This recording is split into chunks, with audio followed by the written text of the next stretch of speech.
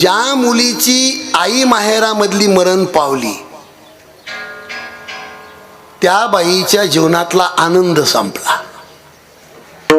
या कीर्तनामध्ये कोणतीही बाई असेल, रोज रामायणामध्ये कीर्तनामध्ये रोज आम्ही हेच सांगतोय, बाई कधीही माहेरला जा तुम्ही, फक्त तुमची माय घरामध्ये जिवंत असावी। हो, गरिबीतली माय असली ना तरी गल्लीमध्ये भीक मागणार, ए जनाबाई लय दिवसांनी माझी मुलगी आली बघ, मला 200 रुपये उष्णे दे, मी मजुरी करून तुझे 200 रुपये फेडीन, पण माझ्या मुलीला बांगड्या भरायच्यात, माझ्या मुलीला जम्परचा पीस घ्यायचा आहे। गरिबीतली माय। आणि ज्या मुलीची आई मरण पावली महाराज, त्या मुलीच्या पिशवीची घडी कोण उकारणार? स्वामी तिन्ही जगाचा, आई विन भिकारी। या जगामध्ये 2च नाते असेत महाराज। माझी विनंती आहे तुम्हाला की निस्वार्थ प्रेम करणारे 2 नाते, एक तर जन्म देणारी माय आणि तुमचा आमचा उद्धार करणारे संत, असे 2च नाते। आईशी कळवळ्याची जाती, करी लाभावीन प्रीती। म्हणून या मुलींची आई निघून गेली, हे कायमचं दुःख त्यांच्या जीवनामध्ये आज संपलेलं आहे। त्यांनी खूप श्रीमंत व्हावं, भगवंतांनी त्यांचं कल्याण करावं, पण माळेगावाला आल्याच्या नंतर दोन्ही गालावरून हात फिरवून गालाचा मुक्का घेणारं जे नातं असतंय आईचं, ते कायमचं संपलं। आणि दुसरा मुद्दा सांगतो मी, महत्त्वाचा मुद्दा आहे। ज्यांच्या पुण्यस्मरणार्थ आपण या मंडपमध्ये थांबलो, ती माऊली स्वतःचं कुंकू सोबत घेऊन गेलेली आहे। जी बाई कुंकू आपल्या सोबत घेऊन जाते ना, शास्त्रामध्ये पतिव्रता नावाच्या स्त्रीमध्ये तिची गणना होते। तुका म्हणे पतिव्रता आणि तिची देवावरी सत्ता। जी स्त्री आपल्या सोबत कुंकू घेऊन जाते, महान पतिव्रता। आणि हे घडण्यासाठी बघा, आपली जुनीच म्हण आहे, शूर ओळखावा रणी आणि साधू ओळखावा मरणी। माणूस पुण्यवान आहे का पापी सज्जनानो हे जिंदगीभर समजत नाही, तो माणूस समजतो शेवटच्या दिवशी। म्हणून आपल्याला हे मान्यच करावं लागेल की जी स्त्री कुंकू सोबत घेऊन जाते ती स्त्री महान पतिव्रता आहे। पतिव्रता स्त्रीच्या बाबतीमध्ये माय मावल्यांना जर संदेश द्यायचा ठरला तर रामायणामध्ये अनुसया मातेनं सीता माईला पतिव्रतापणाचा संदेश दिला। सीतेला अनुसया माता म्हणते, जानकी स्त्रीच्या जीवनामध्ये स्त्रीचा सांभाळ करणारे मायबाप आणि बंधू ठराविक काळ असतात, पण त्या स्त्रीला शेवटच्या श्वासापर्यंत सांभाळणारा तिचा पती असतो। म्हणून प्रत्येक स्त्रीने आपल्या पतीला देव समजून त्याची सेवा करावी। आदरणीय जना आका गेल्या, मी त्यांच्या हातचं 10 वेळेस जेवलोय। शांत स्वभाव, गरीब स्वभाव, एकही शब्द या मुखातून उलटून न बोलणारी मावळी। देवासारखा आपला पती आहे, त्याची सेवा करण्याचा संदेश त्यांच्या रक्तामध्ये। महिला मंडळी, मी काय सांगतो तुम्हाला, अनुसया माता सीतामाईला पतिव्रतापणाचा धर्म शिकवते। हे जानकी, स्त्रीच्या जातीने आपल्या पतीला देव समजून त्याची सेवा करावी। दुसरा मुद्दा, आपला पती बहिरा असेल, आपला पती मुक्का असेल, आपला पती दिसायला कुरूप असेल, आपला पती रोजीरोटी व्यवहार करीत असेल, आपला पती त्याला महारोग फुटला असेल, कसाही असेल, ह्याच्यातला कडकपणा काढा, पण माझ्यासाठी तो देव आहे अशी जाणणारी स्त्री या जगामध्ये महान पतिव्रता। आणि पतिव्रता स्त्रीच्या 4 खाणी सांगितल्या, उत्तम पतिव्रता, मध्यम पतिव्रता, कनिष्ठ पतिव्रता, सामान्य पतिव्रता। माझ्याकडे लक्ष येईन तुमचं। उत्तम पतिव्रता कुणाला म्हणतात? स्वप्नात सुद्धा आपला पती सोडून इतर पुरुषाचा चेहरा पाहत नाही. स्वप्नात सुद्धा, स्वप्नातच नजर चुकीने तिच्या स्वप्नात समजा देवच आला तर देवाला सुद्धा ती म्हणते, कोण तू? देव म्हणतो, मी जगाचा मालक आहे. ए जगाचा मालक तू तुझ्या घरी. ती पतिव्रता स्त्री म्हणते, तुला मला भेटण्याची जर इच्छा असेल तर माझ्या मालकाचं रूप घेऊन ये, तुला मी भेट देऊ शकते. आपला पती सोडून स्वप्नात सुद्धा देवाला सुद्धा मानत नाही आपला पती सोडून, या जगामध्ये 1 नंबरची पतिव्रता, 2 नंबरची पतिव्रता. करते आपल्या मालकावर प्रेम, पण बापासारखं मुलासारखं. 3 नंबरची पतिव्रता. करते आपल्या मालकावर प्रेम, पण घरातल्याचा दबाव म्हणून करती आणि वेळेचा अभाव म्हणून करती. 4 नंबरच्या स्त्रीचं वर्णन करायला माझ्या थोबाडात ताकद नाही. पण 4 पतिव्रता स्त्रीच्या खाणी सांगितल्या, त्यापैकी उत्तम पतिव्रता की जी आपलं कुंकू आपल्या सोबत घेऊन जाते. आणि त्या महान पतिव्रताच्या लाईनीमध्ये सौभाग्यवती पूजनीय जनाबाई माता यांचा आज नंबर लागलेला आहे. म्हणून पाटलांनी त्यांच्या मुलांनी सप्ताहसुद्धा इतका मोठा नसतो, पण एक कार्यक्रमासाठी एवढं मोठं सौंदर्य आणि देखणं रूप तयार केले, त्याबद्दल त्यांना द्यावे तेवढे धन्यवाद कमी आहेत. विठाला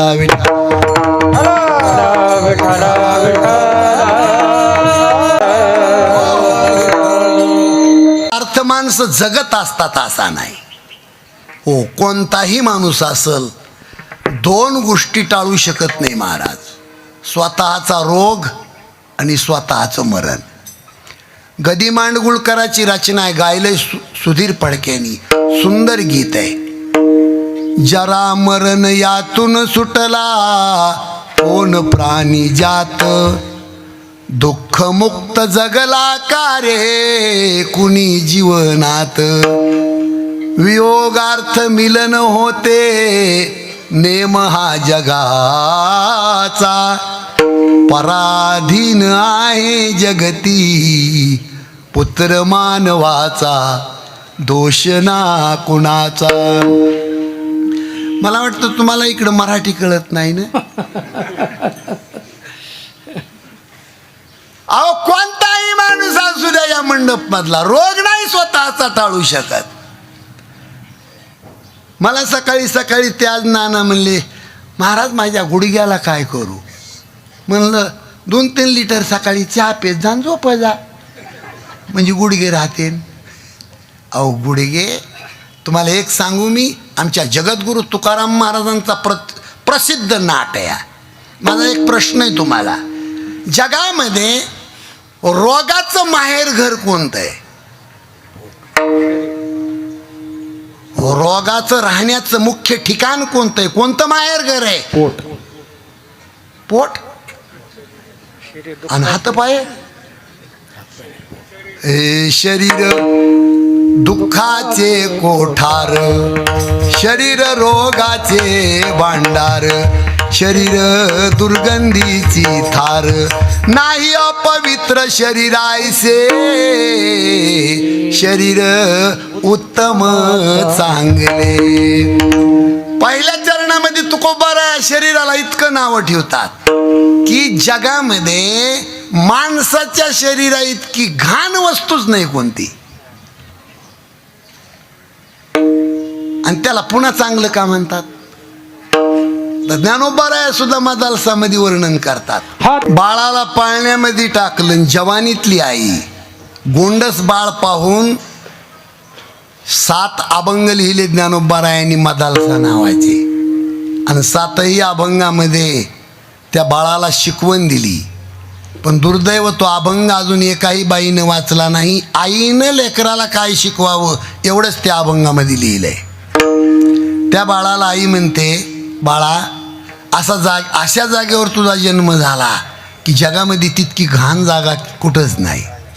हे उपदेश मदालसा देह निर्मिला कैसा आला शिकवण्या वाटा मातेची या गर्भवासा जो पंथ ओखटा रे पचलाशी कर्म कोटा अविचार बुद्धी तुझी पुत्र राया दटा पर्य दे मदालसा सोहम जुजुरे बाळा. म्हणून जाता जाता ओघाने आलं म्हणून सांगतो मी, महिला मंडळी इकडं लक्ष द्या, मावल्या हो इकडं लक्ष द्या. घराची जडणघडण, गावाची जडणघडण, देशाची जगाची जडणघडण फक्त बाईच्या हातात आहे. स्त्रीच्या पोटामध्ये ज्या दिवशी गर्भाची धारणा तयार होते त्या दिवसापासून 9 महिने 9 दिवस ती बाई सावध पाहिजे. माझ्याकडे लक्ष नाही का बाई तुमचं? माझ्याकडे लक्ष आहे ना? आणि बाळ जन्माला आल्यापासून पुढं पहिले 10 वर्षे त्या लेकराला घडवणं घरामध्ये बाईचं काम आहे.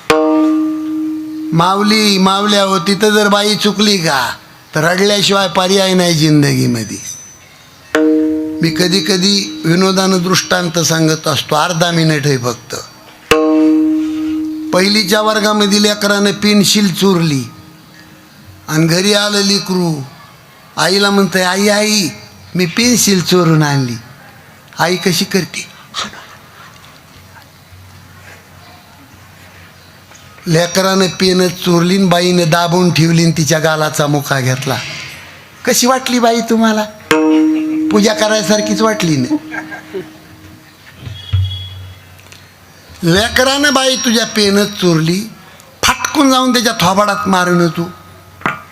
हो, त्याच्या अंगावरून हात फिरवला. काय घडलं? तिथून पुढे 4 दिवसाला त्या मुलानं एका मुलाचं दप्तरच चोरून आणलं.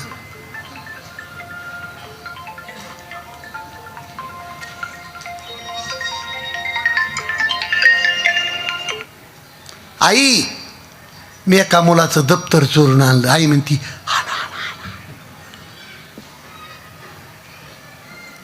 लेकरानं चूक केली, माईनं बापाला त्याला पौष्टिक दिली, त्याच्या पुढच्या महिन्यात त्या पोरानं मास्तराचा मोबाईलच आणला. करमणूक म्हणून कीर्तन ऐकू नका. ज्याची संतती खराब त्याचं भविष्य काळात घर धोक्यात, त्याचं घरच धोक्यात. हो, हे कीर्तनातच फक्त ऐकायला मिळते, रस्त्याने मिळत नाही. म्हणून वारकरी संप्रदायाची विचाराची श्रीमंती, तो वारसा ज्या माणसाच्या घरामध्ये चालतो आजही ते घर आनंदात जीवन जगतं. विठाला विठ्ठल.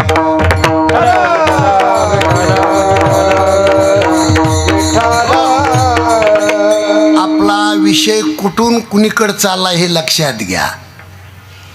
जगातले रोग, त्या रोगाला थांबण्याचं घर म्हणजे माणसाचं शरीर आहे. म्हणून कोणताही माणूस करोडो रुपयाचा मालक असेल पण स्वतःचा रोग कधीच टाळू शकत नाही. म्हणून ती गदी मांडगुळ करायची रचना आहे. जरा मरण यातून सुटला कोण प्राणी जात, दुःख मुक्त जगला का रे कुणी जीवनात. वियोगार्थ मिलन होते नेम हा जगाचा, पराधीन आहे जगती पुत्र मानवाचा, दोष ना कुणाचा. हा मुद्दा मी आपल्यासमोर कशासाठी मांडलाय? आपल्याला अभंगाकडे जायचंय. मरण आणि रोग कुणी टाळू शकत नाही. आणि मी तर तुम्हाला बोलून गेलोय की माणसाच्या जातीला मरण नाही. माझ्या बोलण्याकडे लक्ष द्या तुम्ही. मला खरं इमानदारीनं सांगावं, कीर्तनात बसलेल्या प्रत्येक माणसाने छाती ठोकपणानं सांगावं. माझा प्रश्न आहे तुमच्याकडं, या मंडपमध्ये बसलेल्या माणसांनी खरं सांगावं, कोणाची मरण्याची इच्छा आहे आता? लक्ष्मण तात्या, कुणाला वाटतंय मरावं? बरं इमानदारीनं सांगा, इथून पुढं जगून आपला फायदा? घरातल्या माणसाच्या तरी कामाला पडतोय आपण? मी कशासाठी बोलतोय? महाराज वयाच्या 22व्या वर्षी हे जग सोडण्याची इच्छा व्हावी, काय ज्ञानोबारायाचं जीवन असेल. आणि गाथा आणि ज्ञानेश्वरी एवढी मोठी देणगी तुम्हा आम्हाला देऊन जगाचा निरोप घेतला माऊली ज्ञानोबारायांनी. आणि ज्ञानोबारायांनी ज्या वेळेला समाधी घेतली त्यावेळेला सगळे संत रडत होते. हे नवल नाही महाराज, जगाचा बाप रडत होता. त्यावेळेला रुक्मिणी माता विचारते, देवा का रडताय तुम्ही? अहो हे लोक रडू लागले म्हणजे सुज्ञ माणसांनी यांची समज घालणं हे आपलं कर्तव्य आहे. का रडता? रुक्मिणी माता विचारते. त्यावेळेला मी का रडतो याचं उत्तर देवाने दिले. तो स्वतंत्र अभंगच आहे. देव म्हणती रुक्मिणी हाच एक योगी देखिला नयनी, हेच ज्ञान संजीवनी जाण त्रैलोक्याचे.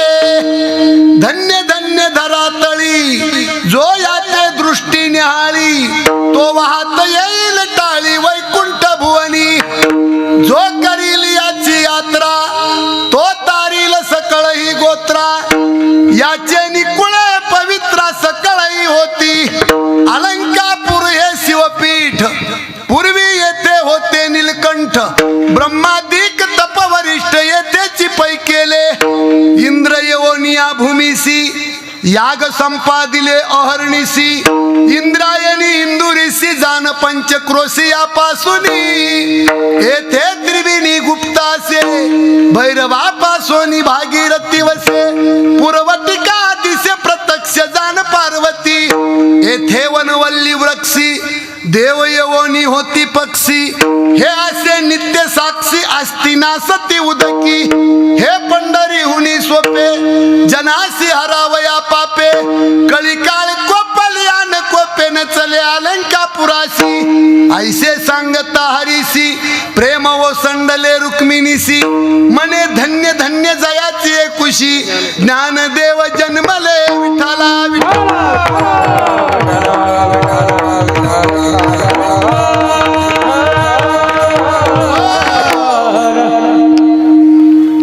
महाराज इकडे लक्ष द्या. अहो घरातले माणसं सुद्धा रडाना तापून मेल्यावर काय जाता घेऊन तुमच्या सोबत. पैसा महत्वा नाही तुमच्या जीवनातला, तुमची संस्कृती महत्वाची आहे. लाख कमवला असेल तुमच्या घरामध्ये तुम्ही, माझ्या बोलण्याकडे लक्ष द्या. करोडो रुपयाचा बंगला बांधला असेल पण मुलगा जर तोंड पाहत नसेल आपलं तर बंगला बांधून ते घर दरिद्री, लक्षात ठेवा. आणि त्याही पलीकडे जाऊन सांगतो तुम्हाला, संपत्तीपेक्षा संस्कृती महत्वाची आहे. जगामध्ये मंदिर बांधले कुणाचे? झोपडीत राहणाऱ्या साधू संतांचे. बंगल्यावाल्याचे मंदिर नाही बांधण्यात आले.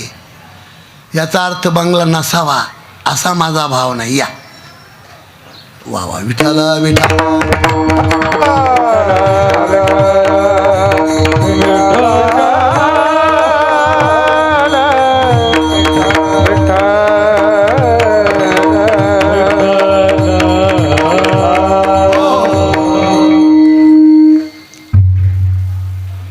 अहो कुणीतरी आपल्यासाठी रडावं महाराज. शेतकऱ्याच्या हितासाठी संघर्ष करुनी जीवनात. वाघा सारिका झुंजला परळीचा गोपीनाथ. दिल्लीच्या दरबारी आवाज घुमतो नाथाचा. मोडणार पण वाकणार नाही भक्त भगवान बाबाचा. शेतकऱ्यासाठी जगला परळीचा गोपीनाथ. नाही देवाला राहावलं घेऊन गेले वैकुंठात. मी कशासाठी सांगतोय? कसं जीवन असावं माणसाचं. प्रतापगडाच्या पायथ्याला आम्ही एका हॉटेलमध्ये जेवलो. आणि बिल द्यायला टेबलवर गेलो. माझी शरीर संपता माझा पोशाख पाहून त्या हॉटेलचा मालक म्हणतो, महाराज कुठले आपण?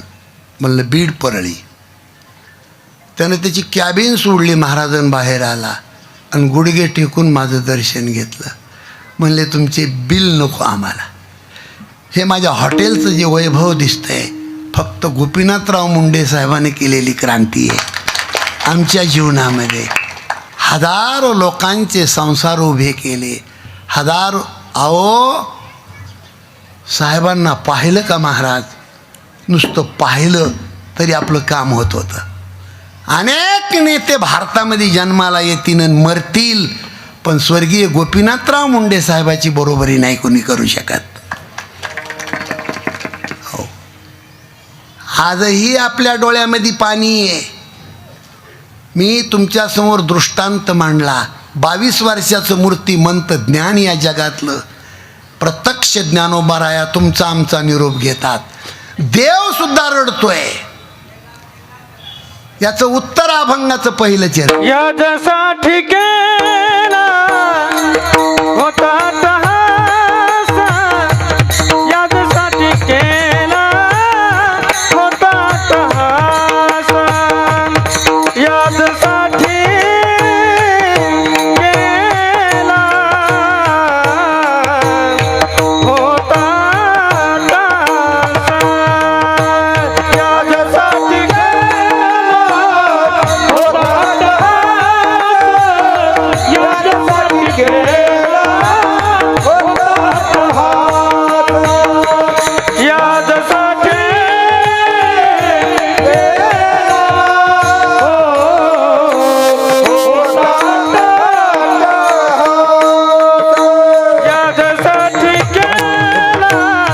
होता तहास,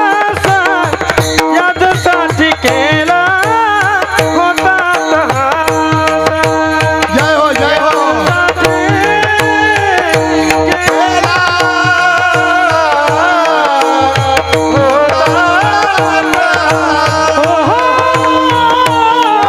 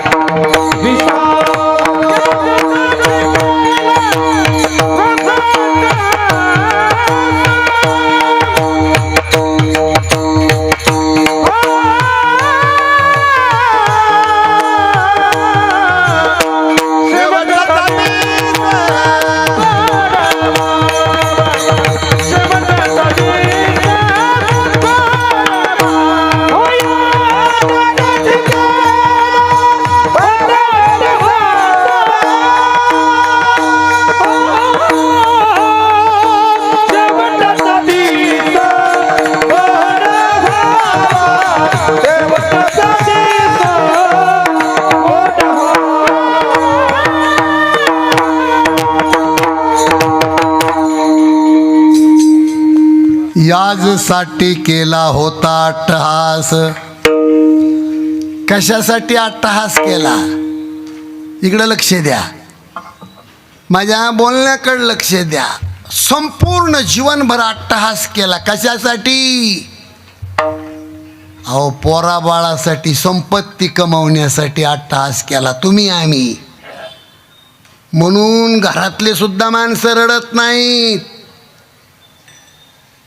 पहा तुम्ही संत भगवान बाबाचं जीवनचरित्र.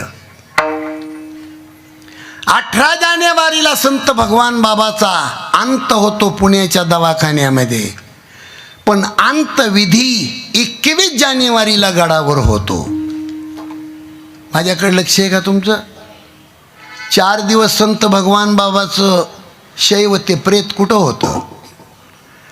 पुण्यावरून भगवान गडावर जाणारा जो रस्ता आहे, त्या रस्त्याला जिथं फाटा फुटल त्या फाट्यावर त्या काळामध्ये कपड्याची वेश टाकलेली होती.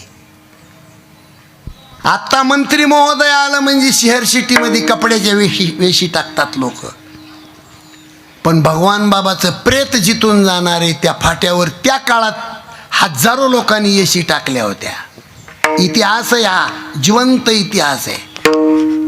आणि तुम्हाला सांगू मी, भगवान बाबाच्या प्रेतावर गडावर आल्याच्या नंतर त्या प्रेतावर 3 क्विंटल सोनं साचलं होतं. 3 क्विंटल सोनं. प्रत्येक आहेवबाई अंगावरचे सोन्याचे अलंकार काढून त्या बाबाच्या प्रेतावर अर्पण करत होती.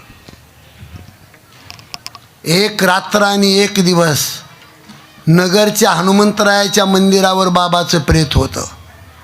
त्या काळात लोकांना दर्शन घेण्यासाठी. पाथर्डीला 1 रात्र आणि 1 दिवस होतं. खरवंडीमध्ये 1 पारुकभर होतं. आणि नंतर प्रेताची गाडी भगवानगडाला लागली. असं सांगितलं जात आहे की बाबाच्या प्रेताची गाडी गडावर गेल्यावर संत भगवान बाबांनी लाडानं सांभाळलेल्या गायी आणि घोडे महाराज त्या गाडीला प्रदक्षिणा घालत होते. मुके प्राणी जिबीनं चाटीत होते. ज्या गाडीमध्ये संत भगवान बाबाचं प्रेत होतं. कशासाठी सांगतो? ही कथा नाही की शेवट माणसाचा कसा असावा, हे सांगतोय मी. आणि सुंदर कवित्व आहे पहा.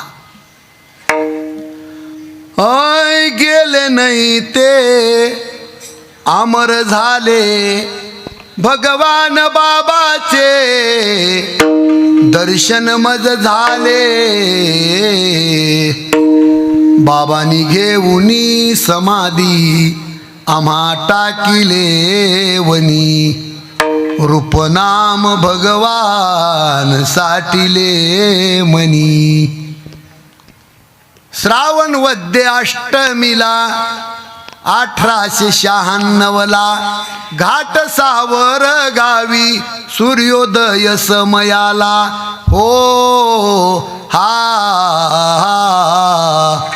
माता कौतिका पिता तुबाजी पोटी रत्नाले उदयाला. दिव्य देऊनी विभूती धन्य केले जगाला. गेले नाही ते आमर झाले भगवान बाबाचे, दर्शन मज झाले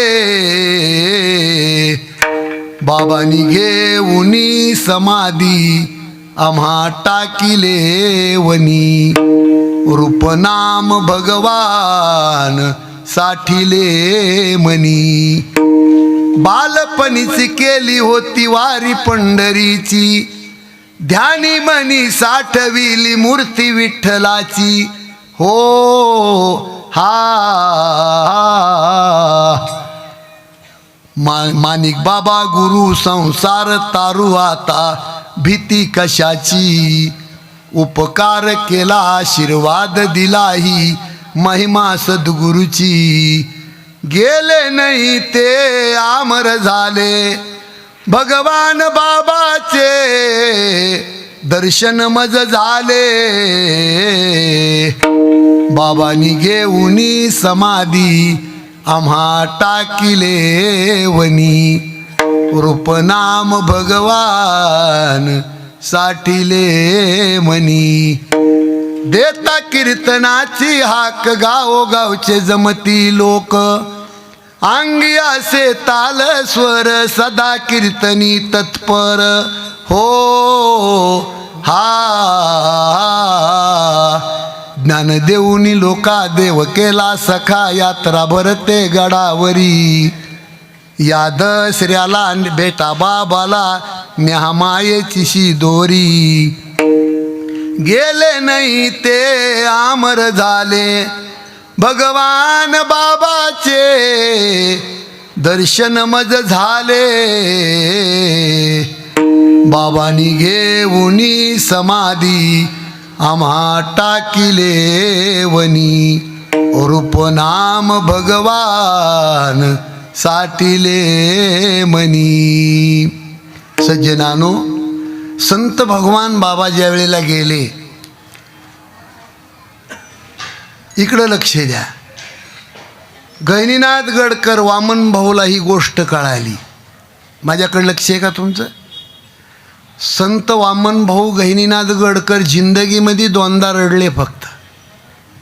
भगवान बाबाच्या मातोश्री गेल्या त्यावेळेला रडले आणि संत भगवान बाबा गेले त्यावेळेला रडले. आजही तुम्हाला चौकशी केली तर ऐकाय मिळेल. मोत्या आणि सुरत्या नावाचे 2 बैल होते.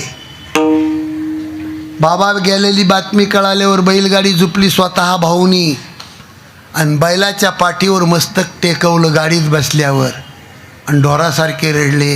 हे सुरत्या, हे मोत्या, अरे माझ्या काळजाचा घड गेला बाबा, माझा भगवान गेला आणि या दुनियामध्ये सध्या मी पोरका झालो म्हणून वामन भाऊ रडत होते.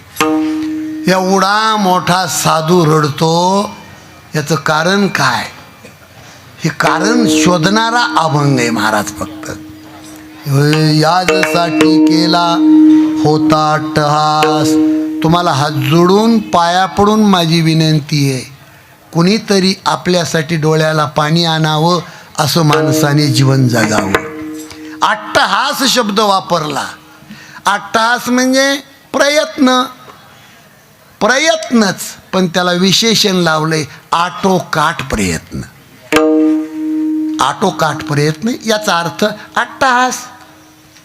मुंगी सुद्धा आपल्या पायाखाली मरू नये इतका अट्टहास.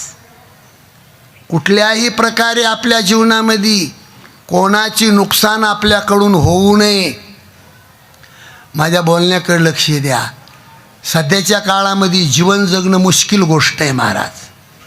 बरं का, महापापाचे प्रकार 5 सांगितलेत शास्त्रामध्ये. जगातलं 1 नंबरचं पाप हिंसा. हिंसा जरा कान उघडे करून ऐका. हिंसा म्हणजे खून, आणि खून म्हणजे रक्त. दुसऱ्याचं रक्त आपण चुलीवर शिजवून खाणं. बसा बाबा बसा. मला वाटतं माझ्याकडे लक्ष नाही तुमचं. मनाची हौस फेडून घेऊ नका, जिभेचे चोचले पूर्ण करू नका. आज क्षणिक सुखासाठी आपण आनंद भोगतोय, परिणाम वाईट आहे, लक्षात ठेवा. हो, केलेल्या पापाची फेड नाही. जगात कुणाला सुट्टी नाही महाराज. 1 नंबरचं पाप आहे जगामध्ये दुसऱ्याचं रक्तमांस शिजवून खाणं. कीर्तन झाल्यावर महाराज का असा बोलतोय म्हणू नका. लय राग एखाद्याला आला तर पटकन माळ घाला, पण महाराज आगाव बोलतोय म्हणायचं नाही. साधू संताचा संदेश आहे, लोकांचं रक्तमांस खाणारा माणूस या जगातला 1 नंबरचा पापी आहे. मांस खाता हाऊस करी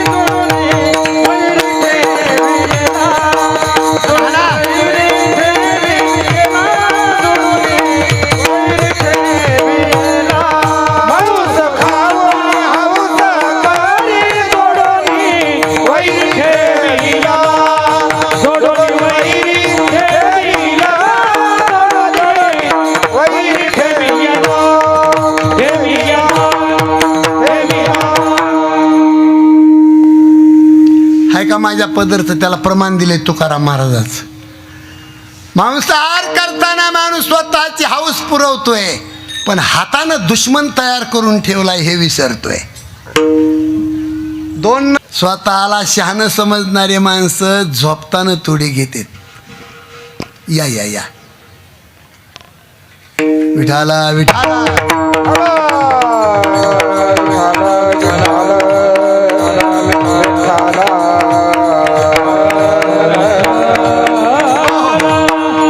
चार नंबरचं पाप आहे चोरी चोरी, आणि 5 नंबरचं पाप आहे मूर्खाची संगत. हो, चुकीच्या माणसाची संगत जर लाभली का महाराज, तर संपूर्ण कुटुंबाचा नाश होतो. हे सर्वसामान्य कुटुंबाचं द्या सोडून, कैकई सारखी विश्वसुंदरी बाई, देवाची माय कैकई, संताची माय, अयोध्येचा सम्राट राजा दशरथाची पत्नी, विश्वसुंदरी म्हणून रामायणामध्ये वर्णन केलं जातंय कैकईचं. पण एका विधवा बाईच्या, 3rd क्लास बाईच्या नादाला लागली आणि घराचा नाश झाला. महाराज, मला वाटतं इकडं मराठी कळत नाही काय की बाबा. एक विधवा 3rd क्लास बाईच्या नादाला लागली, विश्वसुंदरी, आणि राम स्वतः वनवासाला जातो. राजा दशरथ आपटू आपटू मरतो. हा संगतीचा परिणाम आहे. या जी समस्या तुमच्या समोर मांडल्या मी, या माणसाला उद्ध्वस्त करणाऱ्या समस्या आहेत सगळ्या. मला महत्वाच्या मुद्द्यावर यायचे. अट्टहास, जीवन जगताना अट्टहास, याचा अर्थ असा आहे की कुठल्याही प्रकारचं आपल्या जिंदगीमध्ये पाप घडता कामा नये, आणि कुठला न कुठला आपल्या रक्तामध्ये परोपकार असावा. असं अट्टहासानं जीवन जगावं. जगद्गुरु तुकाराम महाराज म्हणले, मी माझ्या जीवनामध्ये अट्टहास केला.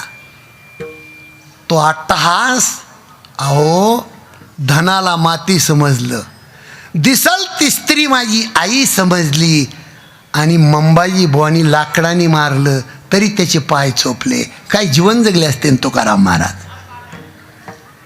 तुमच्या अंगावर एखादी पान खाऊन जर पिचकारी मारली तर तुम्ही त्याचे पाय चोपतान काय? घडण कधी आहे? विठाला विठाला.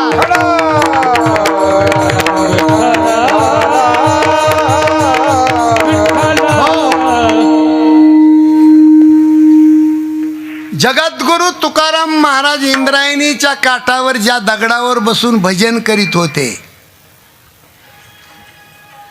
त्या दगडावर छत्रपती शिवाजी महाराजांनी सोन्याच्या मोहराने भरलेली एक पिशवी नेऊन ठेवली. तुकोबाराय नेहमीप्रमाणे विना घेऊन गेले. काही सोन्याच्या मोहरा खाली सांडल्या होत्या, काही पिशवीत होत्या. पण ते प्रदर्शन पाहिलं आणि तुकोबाराय गारकून फिरले महाराज. आणि इंद्रायणीच्या काठावर जाऊन भजन सुरू केलं आणि त्या दगडाकडे पाठ केली. झाडावर बसून छत्रपती शिवाजी महाराज हे तुकोबारायाचं कार्य पाहत होते. दगडातून आवाज आला. जगद्गुरु तुकोबारायाला दगडातून आवाज येतो, का हो तुकाराम बाबा,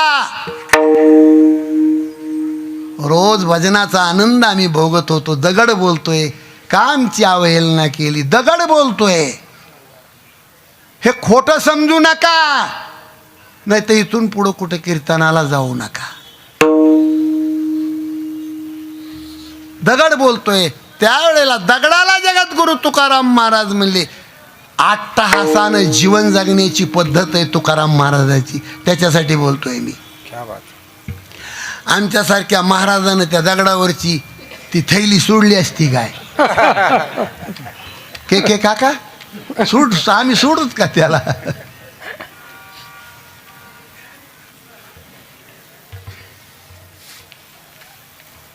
त्या दगडाला तुकाराम महाराज म्हणले, तुला धनाची अभिलाषा आहे, धनानं विटाळलीस तू, आणि तुला माझा स्वीकार करायचा असेल तर इंद्रायणीमध्ये जाऊन स्नान करून ये.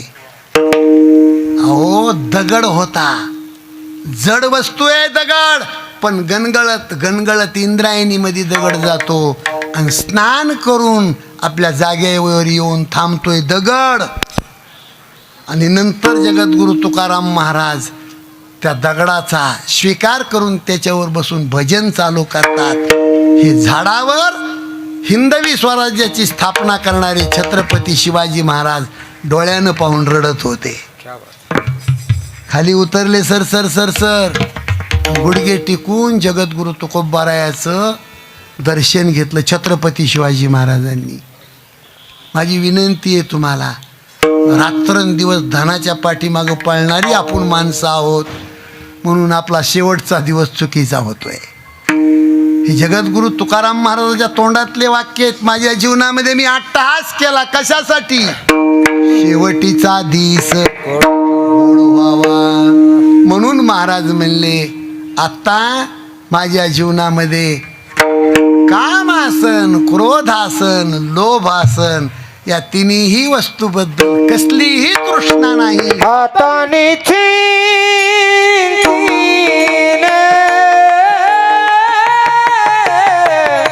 पावलो विसावा, हाताने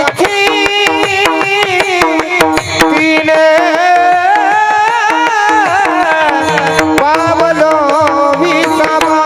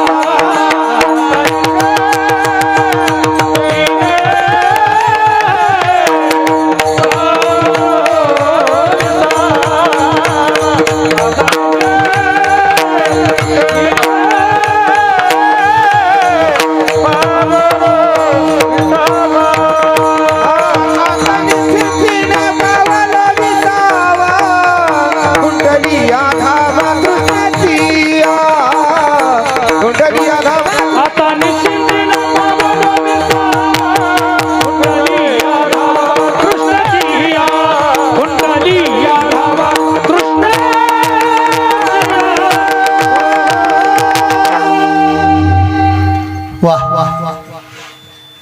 जगद्गुरु तुकोबाराया म्हणतात माझ्या जीवनामध्ये मी अट्टहास केला, माझा शेवट गोड झाला. आता निशिंतीने पावलो विसावा, खुंटलिया धावा. हा अभंग तुकाराम महाराजांनी मेल्यावर लिहिला का जिवंतपणी? मला तुमचा मेळच कळा ना काही. महाराज जिवंतपणी लिहिलेला अभंग आहे. छाती ठोकपणाने माणसानी बोललं पाहिजे की माझ्या जीवनात मी हे कार्य केले, माझ्या जीवनात मला धोका नाही. हे जिवंतपणी बोलणारे जगद्गुरु तुकाराम महाराज आहेत. मेले काय खरंय महाराज. आता उगं तोथांड आहे माणूस मेल्याच्या नंतर ती अंगुरा लावणारी बाई असती. ती म्हणती माय ते नातरून तो आजाचा आलाय ना पोटाला आजा. आमचे तुकाराम महाराज म्हणले आंधळा आणि पांगळा मिक्स अभंग आहे.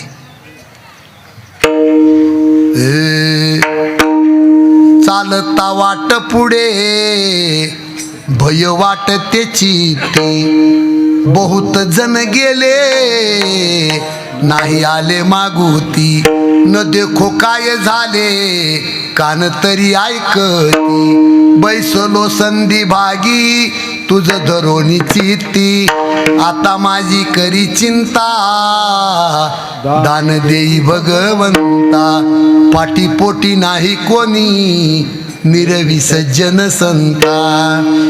माणूस मेला, विषय संपला. मेल्याला माणूस कुठं गेला, काय करतो आणि तो वापस येतो हे बोलणं म्हणजे अतिशय तोथांड आहे, सगळं खोट आहे.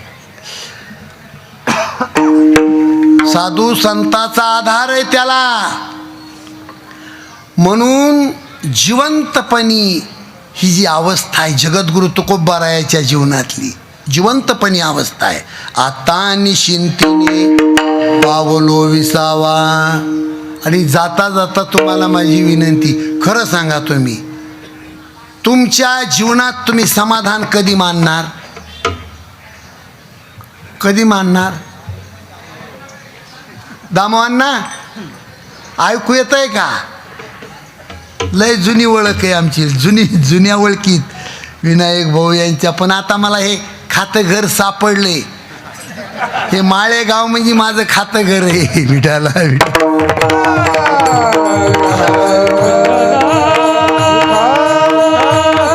हो.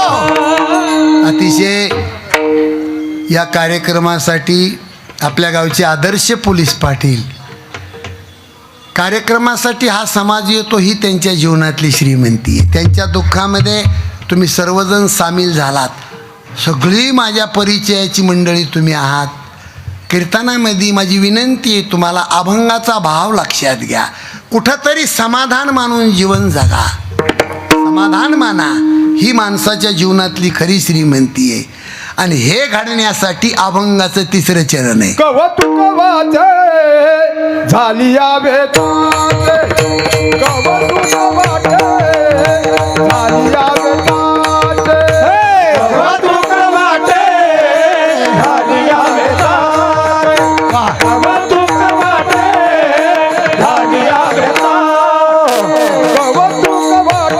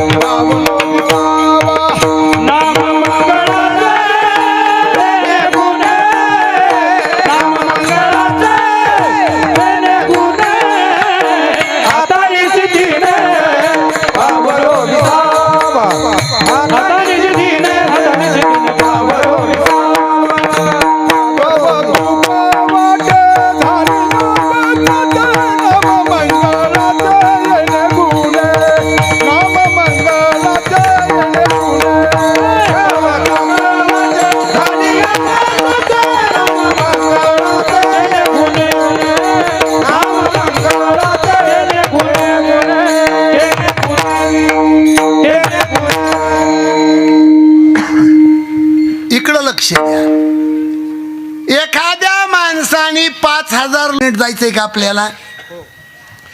सुग्रीव आणि वालीचं युद्ध चालू, आणि सुग्रीवाच्या सोबत देवाने मित्रत्व केलं होतं. म्हणून झाडाच्या आड उभा राहून रामप्रभूंनी वालीला बाण मारला, वाली धरणीला पाडला. पटलं तुम्हाला इथवर आलं? पण वाली धरणीला पडल्यावर राम पळत आले, आणि रामाच्या पायाची चाहूल लागल्याबरोबर वालीनं डोकं उचललं, आणि रामाला वाली म्हणतो, देवा माझा पक्का आत्मविश्वास झाला की कौशल्यामाईचं दूध पिणारा मुलगा असं गलत काम करू शकत नाही. नक्की की एखाद्या वेळेस कौशल्यामाईच्या गैरहाजरीमध्ये रामा तुला कैकईने दुधाचा घोट पाजला असावा, म्हणून मला बाण मारण्याची दुर्बुद्धी तुला सुचली. कळतंय रामायण तुम्हाला? इथपर्यंत आलं बरोबर. पडल्या पडल्या वाली म्हणतो, खरं सांग रामा, भांडण माझ्या सख्या भावाचं न माझं, तुझा न माझा काय संबंध? तू अवेध्येचा माणूस, पण मला कळलंय अवेध्येतून तुला काही नाकारलंय, म्हणून तुला वाटतंय मला मारून किष्किंधा नगरीचं राज्य करावं. अनेक प्रसंग बोलतो, पडल्या पडल्या वाली म्हणतो, रामा मला वाटलं होतं आणि मी ऐकू नये. धर्महित अवतरे हो गुसाई, मारे हो मोही ब्याद की न्याई. धर्महित अवतरे हो गुसाई. हे धर्माच्या हितासाठी राम अवतार आणि मला जनावरासारखा बाण मारलास तू. रामा तुला खरं सांगू, तू पापी माणूस आहेस, एक नंबरचा पापी आहेस तू. कोण म्हणतंय हे?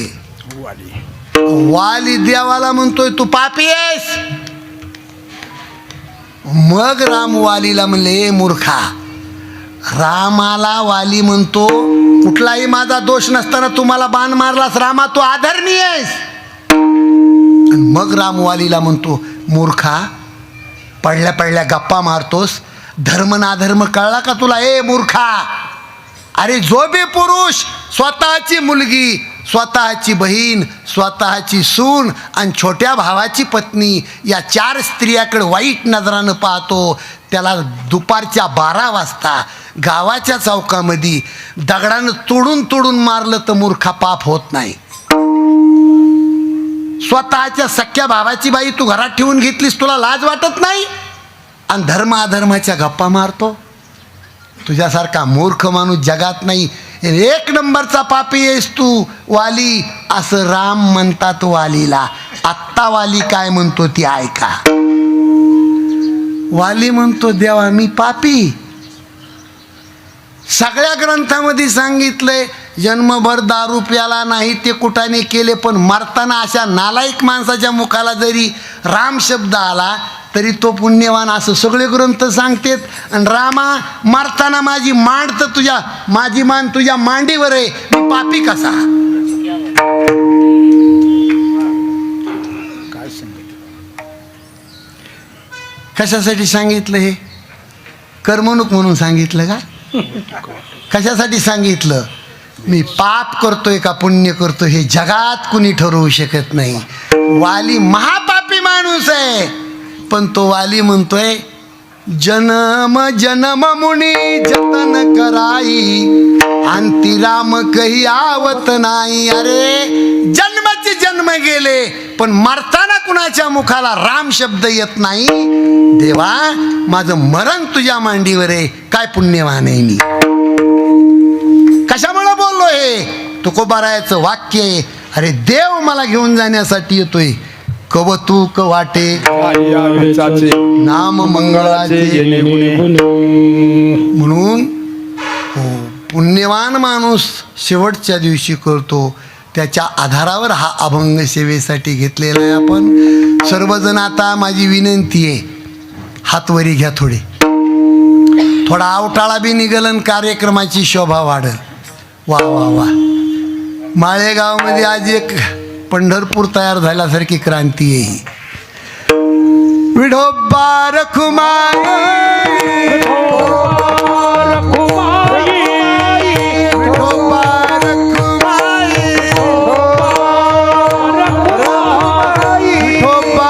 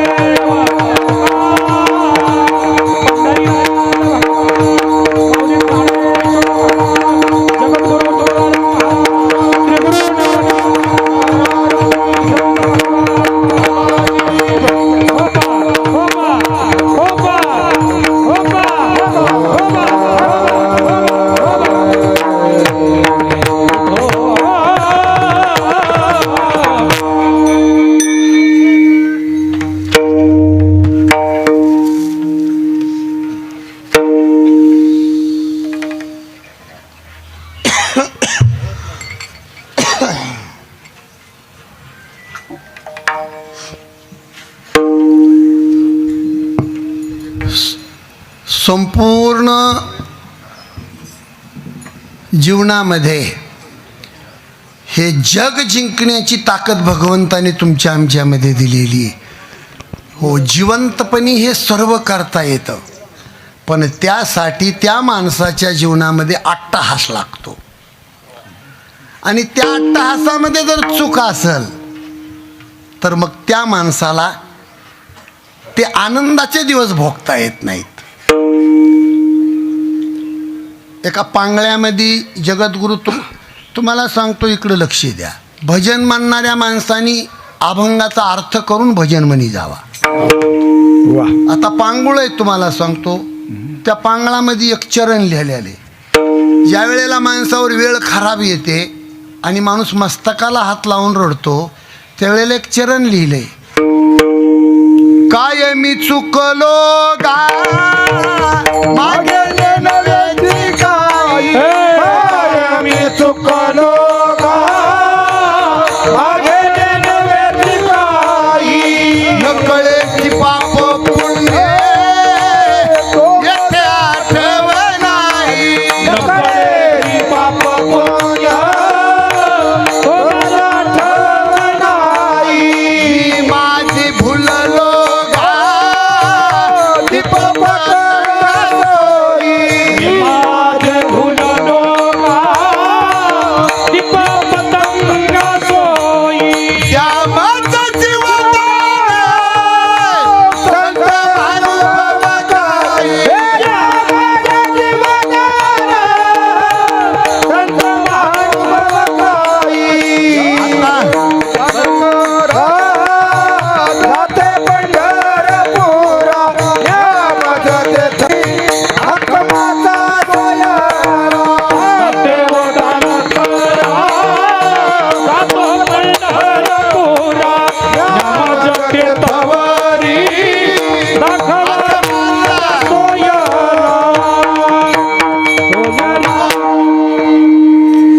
तसं जीवन तुझं एवढं प्रेम आहे, काय पाहिजे तुला?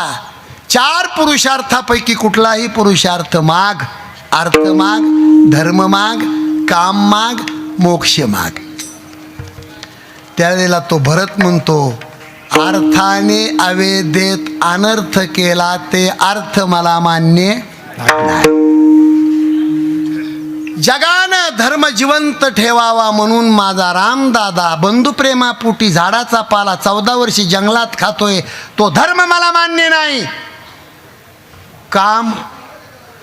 कामाच्या आहारी गेला माझा बाप. म्हातारा झाला तरी काही पशीच बसायचा. मला वाटतं तुमचे लग्न नाही काय की झाले. हो, गुरीपान देखणी बाई होती, म्हातारी झालती पण डाय करीत होती. कामाच्या आहारी गेला राजा दशरथ. आणि मोक्ष प्राप्त झाल्यावर असं भजन नाही करता येत, म्हणून चोपाई लिहून ठेवली तुलसीदासानी, अर्थन धर्म न काम रुची गतीन चहू निर्वाण. अर्थन धर्म न काम रुची गतीन चहू निर्वाण. जन्म जन्म रती राम पद यही वरदानन आन सियावर रामचंद्र की जय. उमापति महादेव की जय. पवन सुत हनुमान की जय. बोलो रे भाई सब संतन की जय. मोक्ष नको म्हणणारे भरत, मी कशासाठी गेलो तिकडं? मोक्ष जिवंतपणी प्राप्त करणारे वारकरी संप्रदायाचे थोर संत म्हणजे जगद्गुरु तुकाराम महाराज.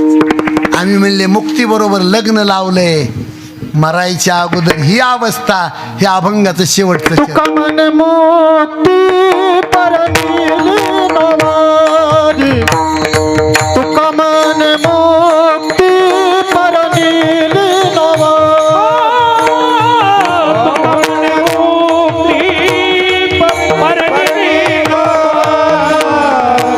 तुका मन मुक्ती परनीली नवारी,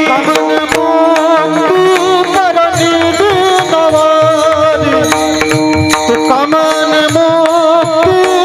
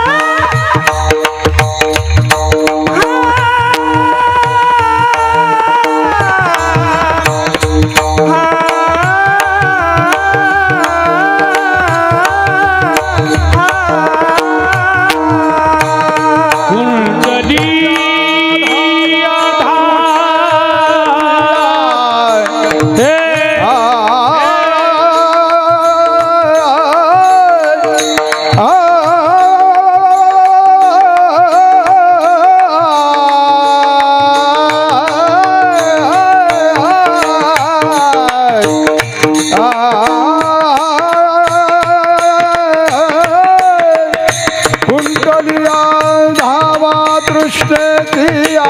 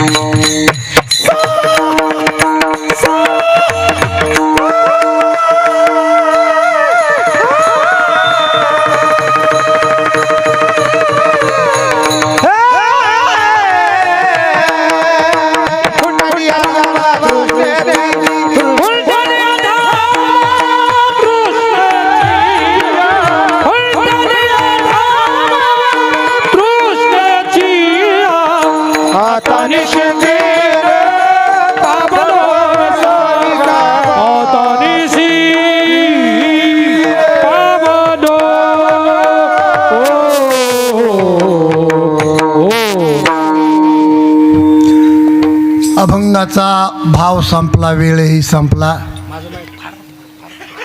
अतिशय जबरदस्त दोन्हीही मृदंगवादक बरं का. खरं म्हणजे ते ज्या आईच्या पोटामध्ये जन्माला आले ती आई भाग्यवान. तसेच पहाडावणी आमचे गायक, इकडेही पहाडावणी गायक. या कार्यक्रमाचं खरं सौंदर्य आहे महाराज बरं का. वारकरी संप्रदाय जिवंत ठेवणारी ही भाग्यवान संत मंडळी आहे. या कार्यक्रमाला तुम्ही सर्वजणांनी अतिशय गोड साथ दिल्याबद्दल या परिवारातर्फे तुमचे आभार व्यक्त करतो. आणि वर्णन करावं तेवढं कमी आहे. असे पहाडावणी कुलवान परिवारातली तुम्ही सर्व मंडळी या कार्यक्रमासाठी आलात. मी संत भगवान बाबाच्या चरणी प्रार्थना करतो की तुमच्या घराघरामध्ये सुख, संतती, संपत्ती, ऐश्वर्य नांदावं अशी कळकळीची संत भगवान बाबा पांडुरंगाच्या चरणी प्रार्थना करतो. आणि कैलासवासी मातोश्री सौभाग्यवती या माऊलीच्या पुण्यस्मरणार्थ जनाबाई बाळासाहेब सांगळे या माऊलीच्या पुण्यस्मरणार्थ वेळेत वेळ काढून या कार्यक्रमाला तुम्ही सर्वांनी हजेरी लावल्याबद्दल आदरणीय पाटलांच्या तर्फे, त्यांचे चिरंजीव संदीप भाऊ, संपूर्ण परिवारातर्फे तुमचे ऋण व्यक्त करतो, आभार नाही. आणि आता चिठ्ठी आली मला भारूड म्हणा म्हणून, त्याच्यासाठी 1 मिनिट घेतो फक्त. आमचे साधू संत म्हणले पूर्वीच्या काळामध्ये बाई उभ्या आयुष्यात बाईनं आपल्या नवऱ्याला काम नाही सांगितलं. आताच्या बाईनं हा हाताखाली ठेवलाय. आणि जगद्गुरु तुकाराम महाराज म्हणले गेला तो काळ गेला, हे खोटे झाले आली उसी, केली मर्यादा नाहीसी. तसं जगद्गुरु तुकाराम महाराज म्हणले कलियुगातली बाई सोन्यावर प्रेम करील, धन्यावर करील, पण तिची टक्केवारी कमी होईल. त्याच्यावर बाईला संदेश म्हणून नाथ महाराजांचं भारूड आहे. सुई घे, पोत घे, वाची फणी घे माय. ए मावशे, कंबर दुखीचं, गुडगा दुखीचं, वाईचं, वाताचं औषध घे माय. केसारी फणी घे मैना, काळी पोत मणी घे. केसारी फणी घे मैना, काळी पोत मणी घे. केसारी फणी घे मैना, काळी पोत मणी घे. केसारी फणी घे मैना, काळी पोत मणी घे. काळी पोत घे बाराण्याला, आयुष्य मागर धन्याला. काळी पोत घे बाराण्याला, आयुष्य मागर धन्याला. जसं जपावं काळ्या मन्याला, तसं जपावं घर धन्याला.